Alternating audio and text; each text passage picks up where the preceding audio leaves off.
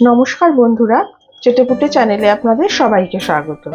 আজকে আমি আপনাদেরকে একটা স্ন্যাক্স রেসিপি করে দেখাবো।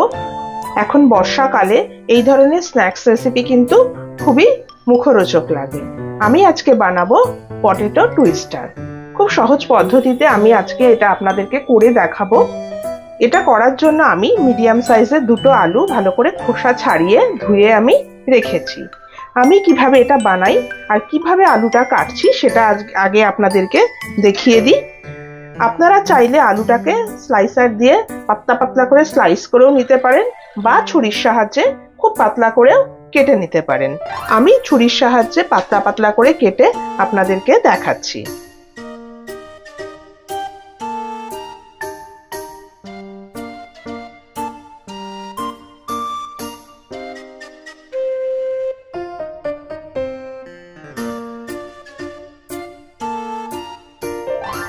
দেখুন, এরকম পাতলা পাতলা করে আলুটাকে কেটে নিতে হবে, এরকম পাতলা ভাবে কেটে নিতে হবে।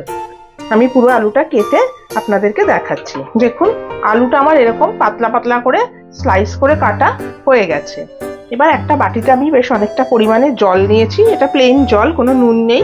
আলুটাকে এবারে ভালো করে এই জলের মধ্যে দিয়ে জল বদলে বদলে 3-4 বার করে ভালো করে ধুয়ে নিতে হবে, যাতে স্টার্চটা একদম চলে যায়।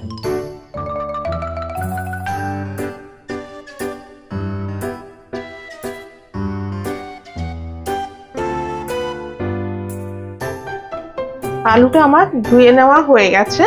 এবারে আমি এরকম ছোট ছোট কয়েকটা স্কিওয়ার নিয়েছি। এবারে আলুটাকে আমি এই স্কিওয়ারের মধ্যে অপোজিট ডিরেকশনে গেঁথে নেব। এটাকে এরম ভাবে একটু ফোল্ড করতে হবে, করে এরম ভাবে আমি এটাকে গেঁথে নিচ্ছি। দেখুন, একটা যদি এদিকে মুখ থাকে আরেকটা বিপরীত দিকে থাকবে।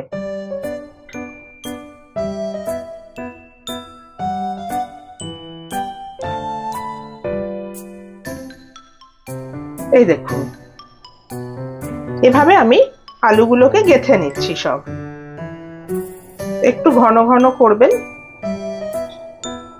এরকম ভাবে আমি বাকি আলুগুলো গেঁথে আপনাদের দেখাচ্ছি। দেখুন, আমি 3টে এভাবে গেঁথে নিয়েছি। এবারে এটা ফ্রাই করার জন্য আমাকে একটা ব্যাটার তৈরি করতে হবে। সেই ব্যাটারটা আমি কিভাবে তৈরি করি সেটা আপনাদেরকে দেখাচ্ছি। ব্যাটারটা তৈরি করার জন্য আমি এরকম একটা মিক্সিং বোল নিয়েছি। এখানে আমি দিচ্ছি ময়দা, 4 টেবিল চামচ ময়দা আমি দিচ্ছি। আর দিচ্ছি কর্নফ্লাওয়ার। কর্নফ্লাওয়ার দিচ্ছি আমি এখানে 2.5 টেবিল চামচ।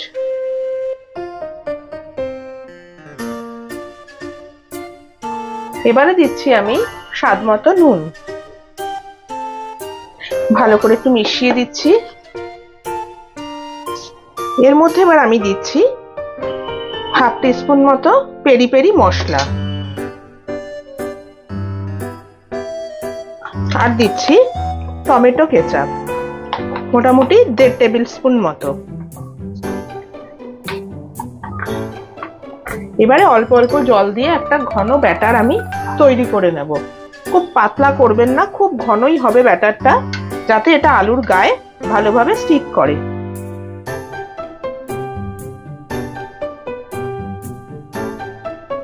দেখুন, খুব ঘন একটা ব্যাটার আমি তৈরি করে নিয়েছি।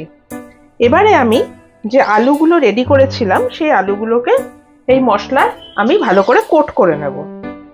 তেলটা গরম করতে দিয়ে আমি এই যে পটেটো টুইস্টার গুলো যেটা রেডি করেছিলাম সেটা এই ভালো করে ব্যাটার লাগিয়ে নিচ্ছি।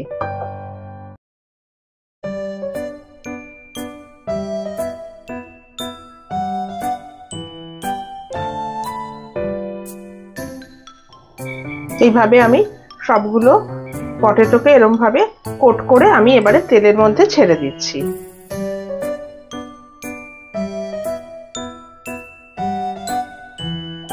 গ্যাসের ফ্লেমটাকে আমি মিডিয়ামে রেখেছি। আস্তে আস্তে করে এটাকে আমি ভেজে নেব।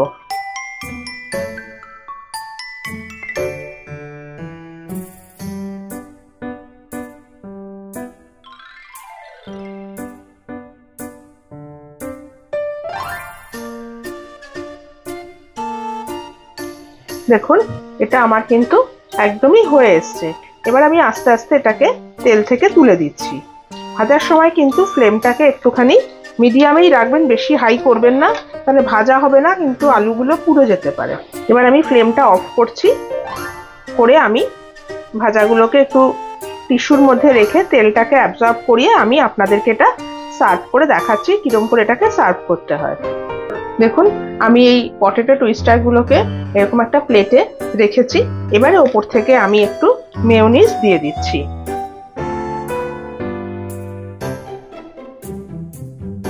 এবারে আমি ওপর থেকে দিয়ে দিচ্ছি অল্প একটু করে পেরি পেরি মশলা।